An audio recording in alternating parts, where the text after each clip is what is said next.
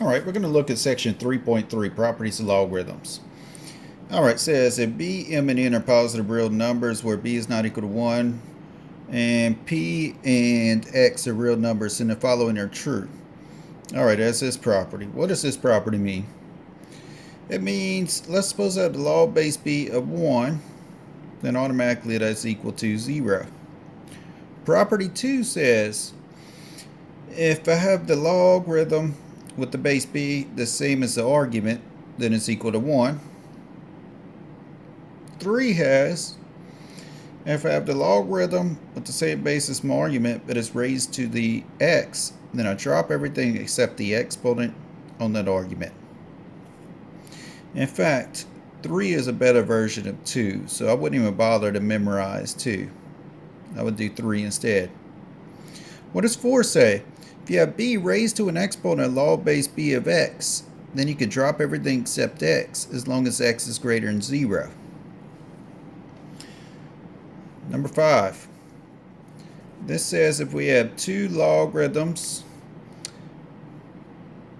if we have a logarithm base b of two things multiplied inside the argument, then I could break it into the log of the first factor plus the log of the second factor. 6 says, what if I have the log base b of two things being divided in the argument? Then I could break that into the log base b of the numerator minus the log base b of the denominator. And 7 says, what if I have the log base b of m to the p? In other words, my argument has an exponent. What I could do with that exponent is bring it to the front like that if I need to.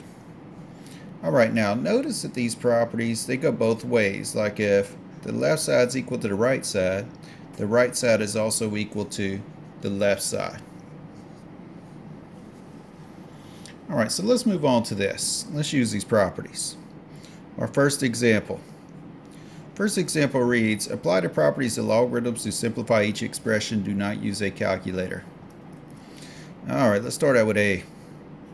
Log base 71 of 1. Alright, so what does this look like as far as the properties go? Log base 71 of 1. Looks like the first property. B happens to be 71. Then the argument's 1. So I could just say automatically this is equal to 0. No work to show there.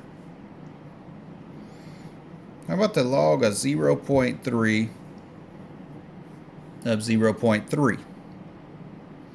Now notice my base is the same as my argument.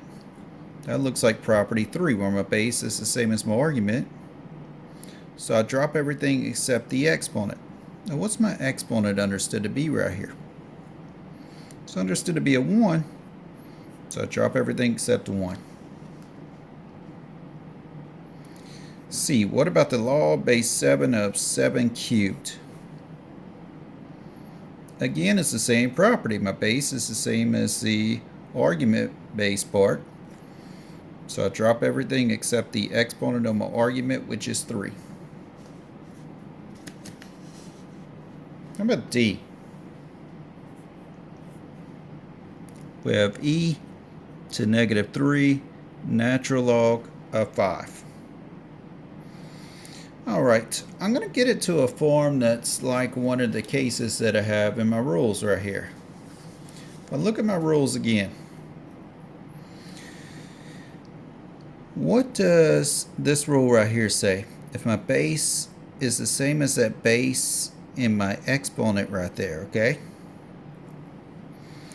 Let me do this first. Let me call this e to the natural log of 5 to the negative 3 like that. In other words, I just used, where's that property at that I just used? Right here. I had this. If you cover up the e, negative 3 times the natural log of 5 you have. It says negative 3 natural log of 5. So what could I do with that p? I could put it back on the exponent of the argument. Now what is this? E to the natural log. Remember that I have a base e right here?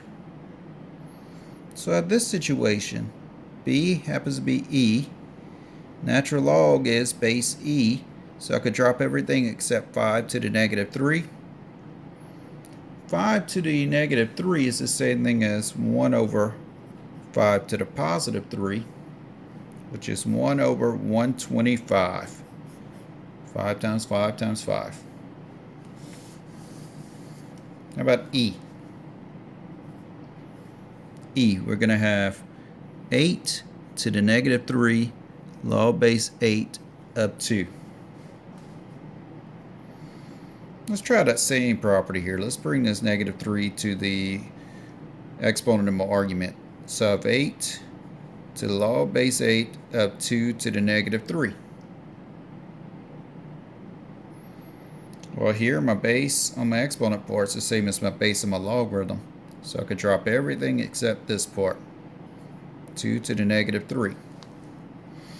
Now remember, 2 to the negative 3 is actually over and understood 1.